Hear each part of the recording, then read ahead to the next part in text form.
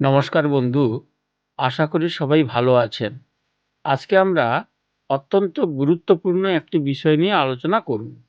আমরা সবাই চাই আমাদের দেশ বিশ্বের দরবারে অন্যতম পরাশক্তি হিসেবে গড়ে উঠুক। কিন্তু আপনি কি জানেন, দেশকে পরাশক্তি করতে গেলে সবচেয়ে আগে কি প্রয়োজন? প্রয়োজন অর্থনৈতিক স্বাবলম্বিতা।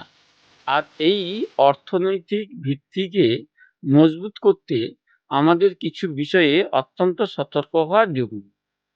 আমাদের সরকার সাধারণ মানুষের সুবিধার জন্য বিভিন্ন ফ্রি জনকল্যাণমূলক প্রকল্প চালু করেছে। কিন্তু এই প্রকল্পগুলি যদি সঠিক এবং যোগ্য মানুষের কাছে না পৌঁছয়, তবে তা দেশের অর্থের অপচয় ছাড়া আর কিছুই নয়। একটা সহজ উদাহরণ দেওয়া যাক। মনে রাখবেন, একটি কলসিতে যদি আপনি জল ভরতে চান, তবে কলসিটিকে সম্পূর্ণ নিশ্ছিদ্র হতে হবে। কলসিতে যদি ফুটো থাকে, তবে সেই কলসি কখনো জলে ভর্তি হতে পারে কি? একদমই না, সম্ভাবনা কমে যায়। ঠিক তেমনি আমাদের অর্থনীতিতেও যদি অযোগ্য উপভোক্তাদের মাধ্যমে ফুটো তৈরি হয়, তবে একজন অযোগ্য ব্যক্তির দেখাদেখি অসংখ্য অযোগ্য মানুষ সেই সুযোগ নেওয়ার চেষ্টা করে। ফলে দেশের অর্থনীতি ধীরে ধীরে ধ্বংসের দিকে এগিয়ে যায় এবং পরাশক্তি হওয়ার স্বপ্ন বিলুপ্ত হতে বসে। এর একটি বাস্তব উদাহরণ হিসেবে আমরা মাননীয় মুখ্যমন্ত্রী শুভেন্দু অধিকারীর সাম্প্রতিক বক্তব্যকে তুলে ধরতে পারি। তিনি তথ্য প্রমাণ সহ দেখিয়েছেন যে পশ্চিমবঙ্গের প্রাক্তন সরকারের সময় প্রায় ৩ লক্ষ অযোগ্য ব্যক্তি বেআইনিভাবে রাজ্যের লক্ষ্মীর ভাণ্ডার প্রকল্পের সুবিধা নিচ্ছিলেন। ভাবুন একবার, এই ধরনের গর্হিত কাজ এবং দুর্নীতি আমাদের রাজ্য তথা সমগ্র দেশের উন্নয়নের পথে সবচেয়ে বড় বাধা।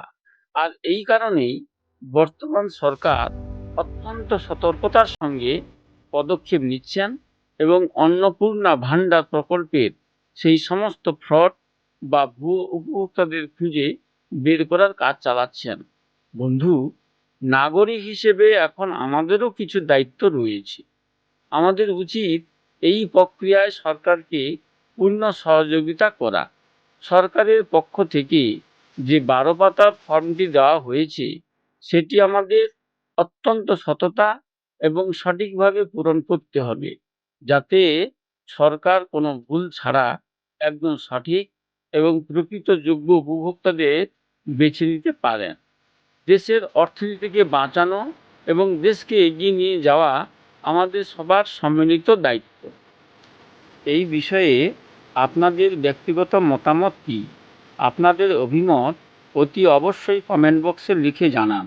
আর আজকের এই বিশ্লেষণমূলক ভিডিওটি যদি আপনাদের ভালো লেগে থাকে এবং তথ্যপূর্ণ মনে হয়, তবে অবশ্যই একটি লাইক দেবেন। এই ধরনের আরও গুরুত্বপূর্ণ আলোচনা দেখতে আমাদের চ্যানেলটি সাবস্ক্রাইব করে পাশে থাকুন। দেখা হচ্ছে পরের ভিডিওতে। ধন্যবাদ।